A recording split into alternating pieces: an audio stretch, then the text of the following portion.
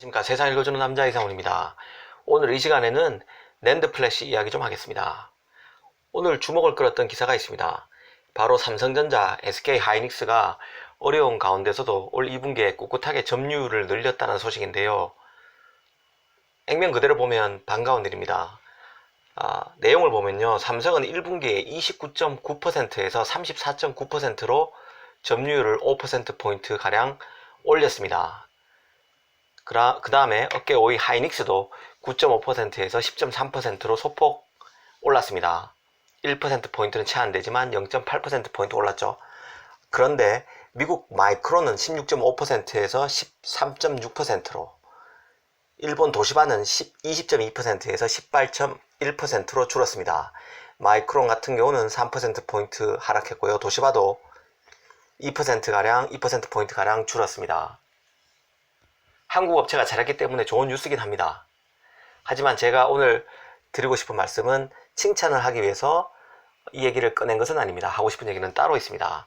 사실 이 뉴스가 각광받은 것은요, 일본의 수출 규제 속에서 미국과 일본의 반사 이익이 기대된다는 관측이 많았는데, 결과론적으로 우리가 선전하고 있다는 점에 있었습니다. 그렇죠. 한국 기업들이 점유율이 두 기업 합쳐서 삼성은 5%포인트, 하이닉스가 0.8%포인트니까 거의 6%포인트 정도 올랐습니다. 반면에 마이크론은 떨어졌고 일본 업체도 떨어졌습니다. 관측이 틀렸다는 거죠. 틀린 것처럼 보입니다. 그래서 독자 입장에서도 기분 좋은 뉴스로 인식될 수밖에 없습니다. 가뜩이나 지금 일본의 수출 규제로 일본 업체에 대해서 안 좋은 인식이 커지고 있고, 이 반도체 소재 세종에 대한 수출 규제는 아베가 미국의 트럼프와 일종의 암묵적 공감대가 있었을 것이다. 사전에 미리 언지를 해줬고 아베가 트럼프가 수락을 해줬기 때문에 이런 수출 규제에 나섰을 것이라는 게 정설로 통하고 있습니다. 그런 만큼 한국 기업이 잘하고 있다는 것은 분명히 기분 좋은 뉴스입니다. 문제는 이런 유포리즘에 빠지다 보면요, 정작 중요한 것을 놓치게 된다는 점입니다. 사실 2분기는 일본 수출 규제를 받기 전입니다. 수출 규제는 7월부터 있었습니다. 2분기는 4월부터 6월까지죠. 그리고 수출 규제의 효과도 9월이나 빨라야 9월이고요. 10월 이후부터 나타날 것입니다. 수출 규제가 계속 진행된다는 전제 하에서 말씀드리면요.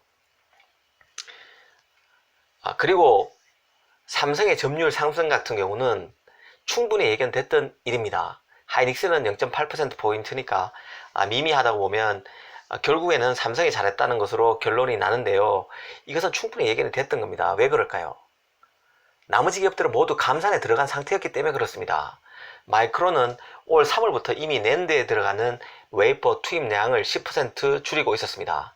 도시바는 6월에 화재가 세게 났었죠. 그래서 20%가량 생산 설비가 정상으로 가동이 안 된 상태였고, 화재 이전에도 이미 낸드 생산량을 15에서 많게는 20%가량 줄이고 있었습니다.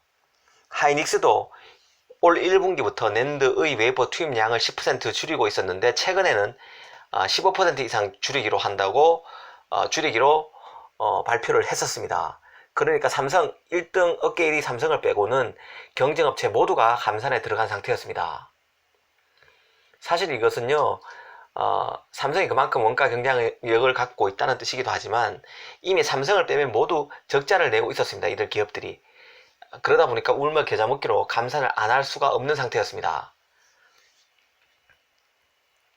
삼성이 계속 감산 없이 기존의 생산량을 유지하면서 시장에서 계속 물량을 밀어넣고 있었기 때문에 결국에는 점유율은 늘어날 수밖에 없습니다.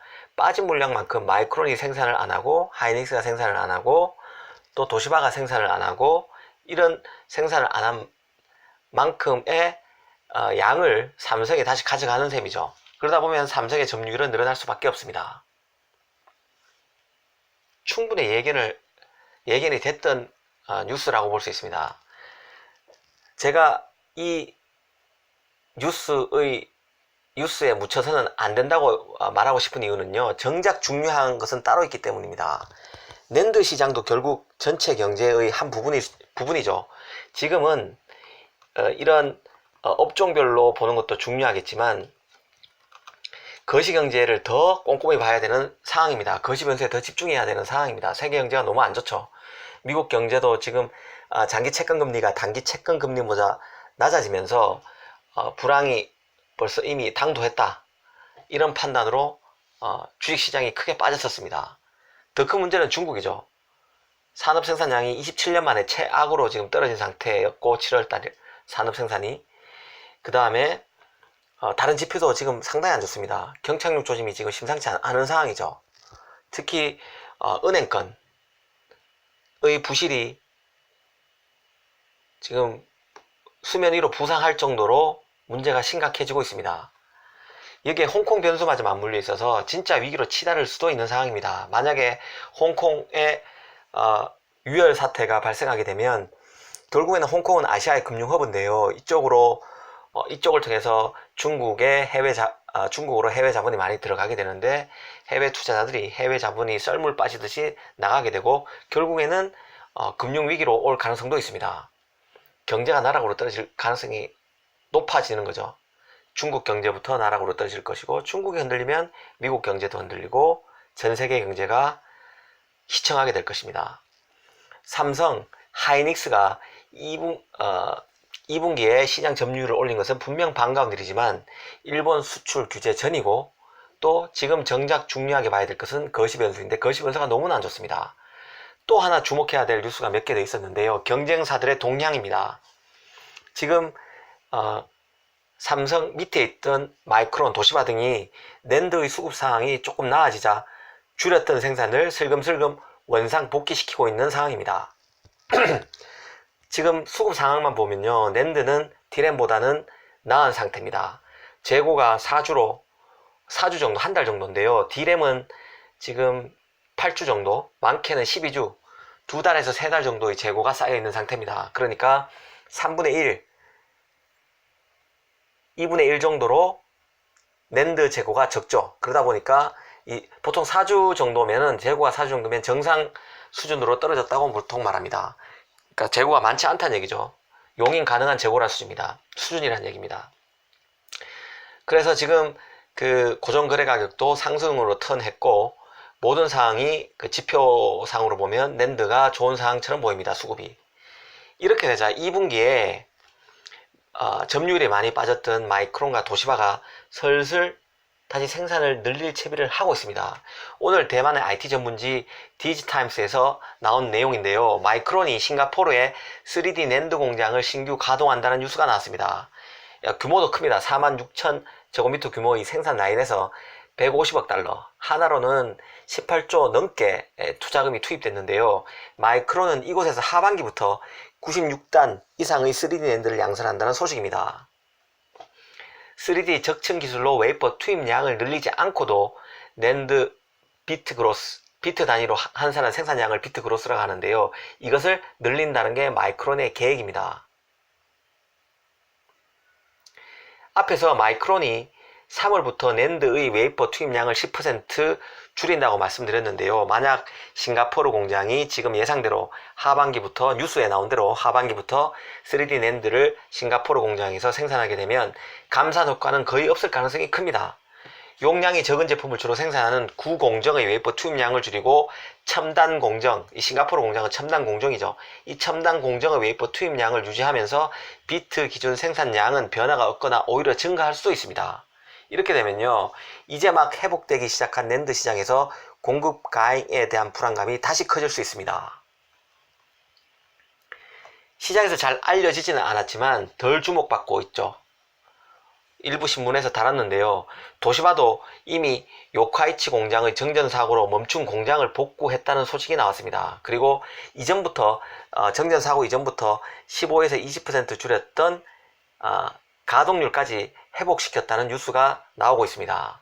물론 이 뉴스에 대해서 최종적으로 도시바가 확인해 주지는 않았습니다. 그러나 도시바가 지금 처한 환경을 보면요, 이 뉴스가 맞을 가능성이 상당히 큽니다. 도시바는 애초에 연내에 일본 도쿄 증권거래소에 상장할 계획이었습니다. 하지만 미중 무역 분쟁에 따른 업황 둔화 때문에 내년 1분기로 3개월 이상 상장을 연기했는데요. 도시바의 투자자 입장으로서는 지금 빨리 자금을 회수해야 될 수밖에 없습니다. 급해졌죠.